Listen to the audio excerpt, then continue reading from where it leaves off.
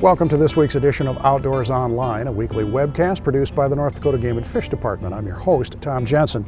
My guest this week is Warden Supervisor Jackie Lundstrom, and we're going to talk about an upcoming project called Operation Dry Water. Is that correct? Correct, yes. What's it all about? Operation Dry Water is an heightened informational and awareness weekend nationwide that emphasizes boating and driving under the influence of alcohol. Okay. Well, I know other law enforcement agencies, when they do these saturation patrols, like they call them, that's not necessarily what we're doing, is putting on more officers. Correct. We don't have the extra officers to add additional manpower out there, but we will be adjusting our time frame of our patrol hours and having that emphasis be on times of the day that might be a little bit more frequented by those under the influence later of alcohol. In the afternoon or evening, things like that. Correct. So you won't be concentrating more on checking for life jackets or things like that. If you stop someone, the chances are you're stopping them for a reason.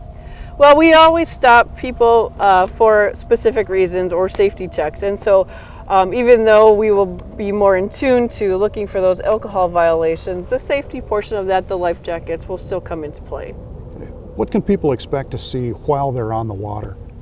On the water, they will be able to see more officers in their patrol boats actually on the water for a more extended period of time, especially in the higher use areas.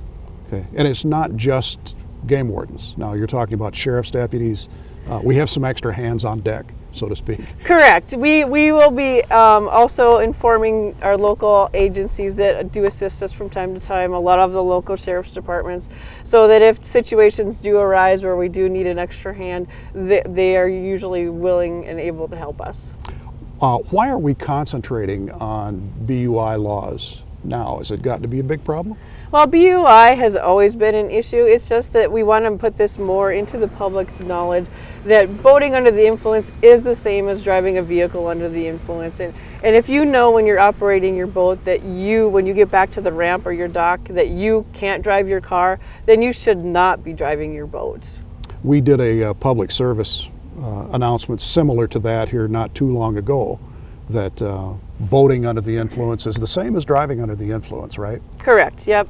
They both have a penalty, they both have suspension of operational privileges, and we just want to make sure everybody is safe out there and gets home safely at night. We should stress that this isn't just a local program, that this is nationwide. Yes, nationwide. There tends to be approximately 56 entities that officially participate in the program, and that includes turning in data to the national program so that they can gather those statistics.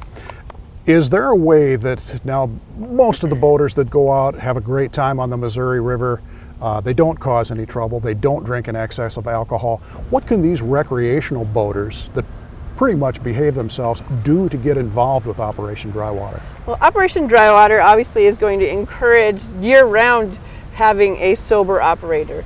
And so before you go out, when you have those bigger groups of people, even the small groups, make sure that you have a designated operator that is either going to abstain or drink very little when they're on the water. And that way there's always somebody that's capable of operating the boats to get back to shore. All right, and you have a specific time set aside for Operation Dry Water. Yeah, the Operation Dry Water runs from June 24th through the 26th. Okay, Jackie, thanks. Thank you. Registration is still open for the summer Becoming an Outdoors Woman workshop. The event will be held August 5th through the 7th at Lake Metagoshi State Park near Bottineau. Participants can take part in programs including archery, canoeing, introduction to firearms, fly fishing, basic shotgunning, hiking, plant identification, and trapping. The $100 workshop fee covers instruction, program materials, use of equipment, all meals, and lodging. You can register by logging on to the Game and Fish website at gf.nd.gov. For Warden Supervisor Jackie Lundstrom and the rest of the staff here at North Dakota Game and Fish, thanks for joining us for Outdoors Online. We'll see you again next week.